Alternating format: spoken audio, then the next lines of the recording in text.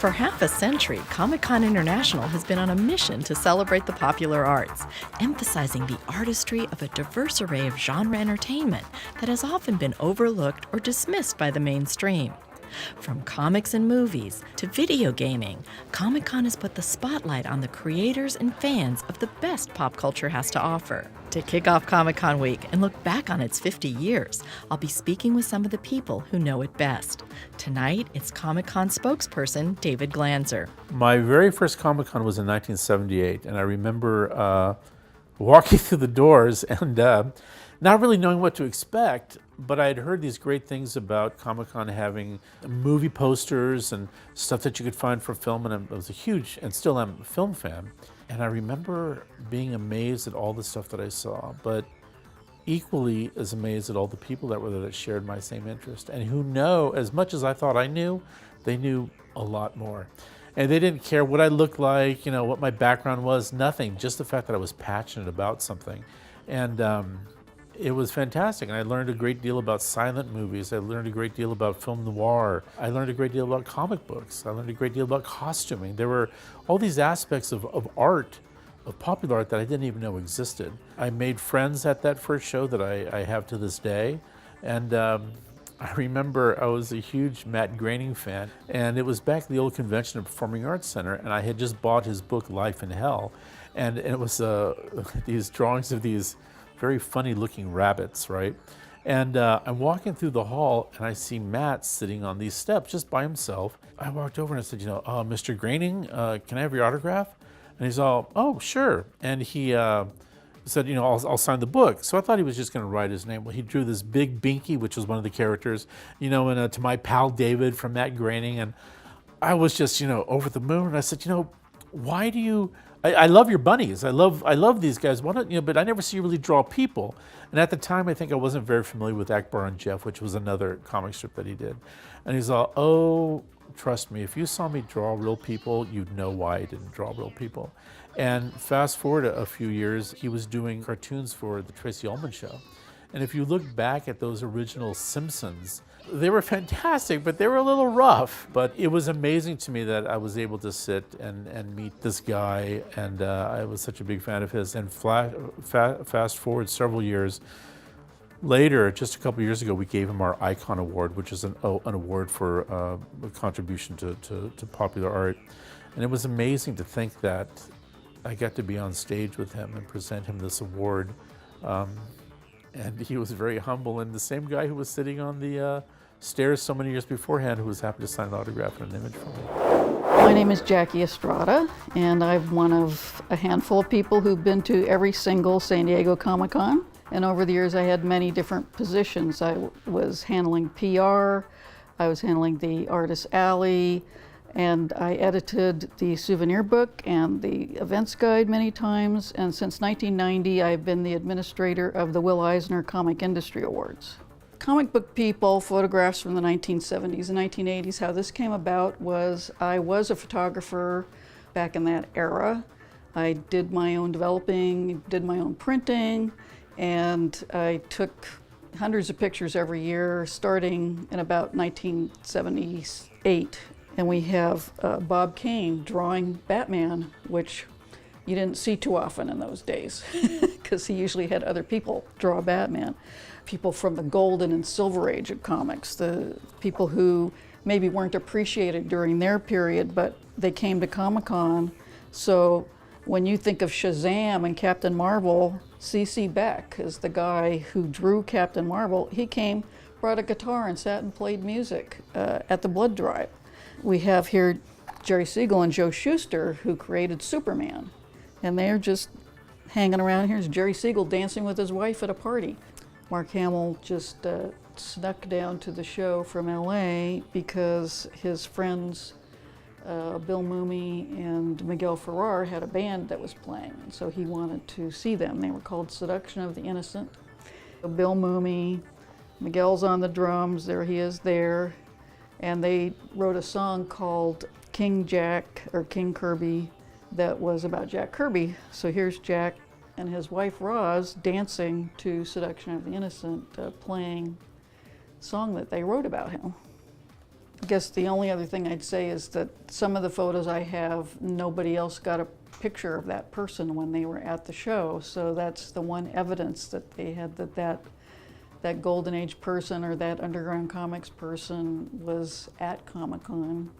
I don't know why people didn't take as many photos back then as I just felt like I needed to document it. But the year Alan Moore came, it seems like I'm the only one that took pictures of Alan Moore. This is the very first program from the very first Comic-Con in 1970. The great Jack Kirby did a wraparound cover. And then the inside has the program in it and just some pinups and things. But it was called the San Diego Golden State Comic-Con for the first year, for the first couple years, but it did become Comic-Con in the third year. So one of the things I liked is that we would also do themes, and we still do some themes for the programming, but like the theme in 1983 was the 60s. Can't quote exactly, but at some point Jack Kirby says, I can see in the future people coming from all over the world to San Diego, not just for comics, but because they're fans of other things too, like maybe science fiction or movies or something. And you listen to that today and you just think, wow, he was far out there at the time, and people didn't know how prophetic he was. I'm Mark Evanier. I'm a comic book writer and editor. I run a lot of panels here at Comic-Con. This is my 50th Comic-Con in San Diego. I've been to all of them. I can't figure out why. Maybe it's all the fun people. Maybe it's all the exciting stuff around here. I went to the first one in 1970. We were in the basement of the U.S. Grant Hotel, which was undergoing construction. So everybody is walking on painter's papers, and there's plywood walls to navigate. And we had 300 people there, and we thought that was astounding. Now there's 300 people ahead of you in line for the men's room. What is fascinating about this thing to me is every place you look, someone has made something. Someone has published a book, someone has done a drawing, someone has written something, someone's made a costume, someone has sculpted a famous president out of Lego blocks, whatever it is. And it's just amazing to be around all this creativity.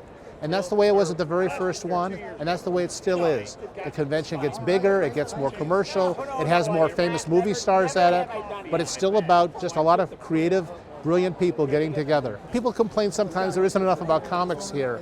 There isn't enough about comics in the DC Comics booth. And Marvel does not consider themselves primarily a comic book publisher. They're a multimedia company. Comics have become multimedia, and this is a multimedia convention. But we never forget about comic books. I host a lot of panels here, mostly about comic books and comic book history. We're doing less about comic book history because as the years go by, the founders of the industry just keep dying on us.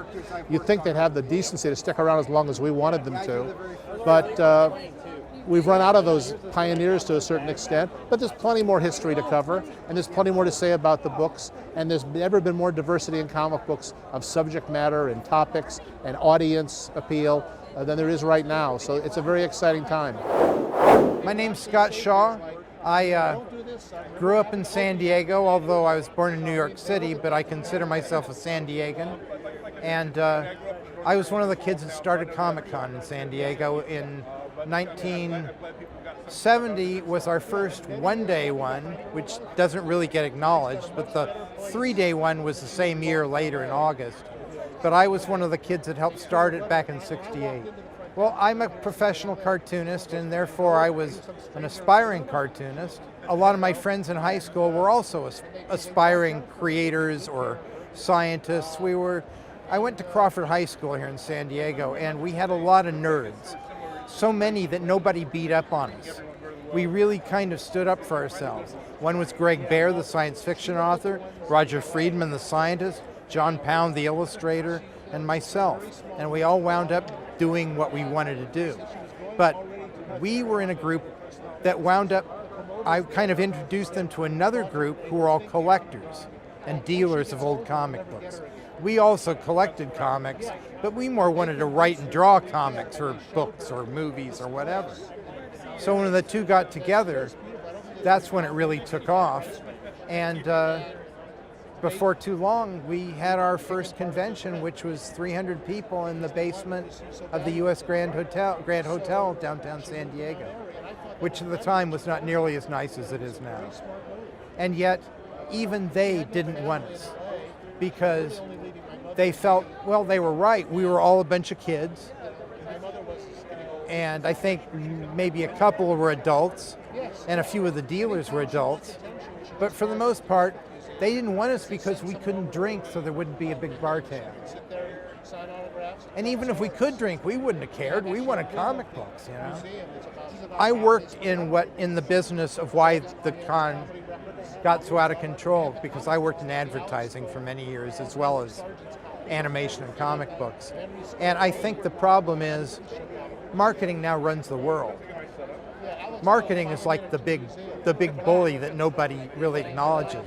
We don't have to be nervous about entertainment, but now we are. Oh, I missed the new Spider-Man movie. What's going to happen? And it's like people are almost made to feel like they're not cool if they're not taking in all of this stuff at once. It's impossible. And you know, we have a lot to pay attention to in reality right now, so even me, I'm kind of watching the news more than cartoon shows for the first time in my life. But it's changed, but there are more women here. That's the best part. I never understood why there weren't as many women as men that were interested in this stuff until I got older and realized so much of the stuff is two guys and wearing their underwear on the outside punching each other.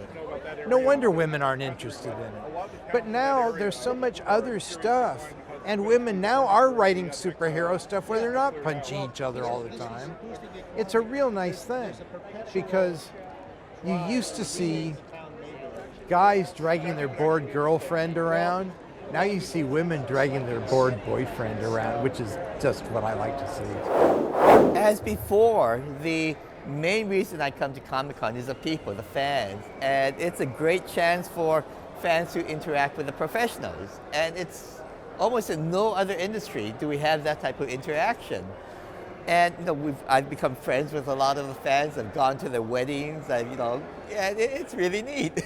I always came here as a professional, and well, at first a budding professional, and now, you know, like you said, 25 years of Usagi Yojimbo later, one of the old timers. It's really funny. I started coming when it was at the old El Cortez Hotel, and there are a lot less people, and there's an intimacy about that. I mean, you could have lunch with Jack Kirby, you know, on the spur of the moment, say, oh, come on, let's go to lunch, or they still have the same type of relationship, except not as intimate.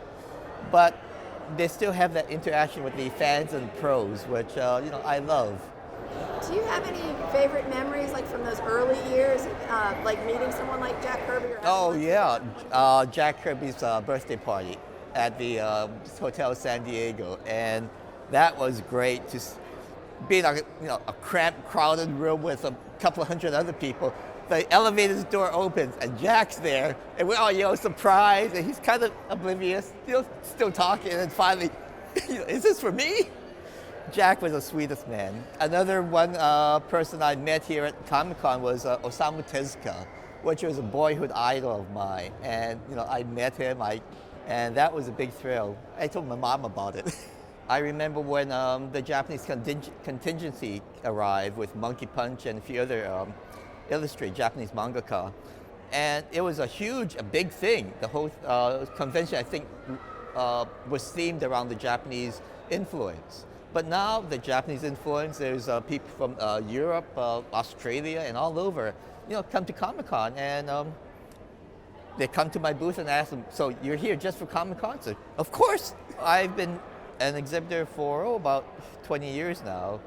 And I sell the Usagi comic books, the Usagi books, do drawings, and sell some original artwork and such. And it's gratifying to hear when people come up and say, oh, I really like Usagi, I really like what you're doing with the character and the stories. So that, that for me is the best.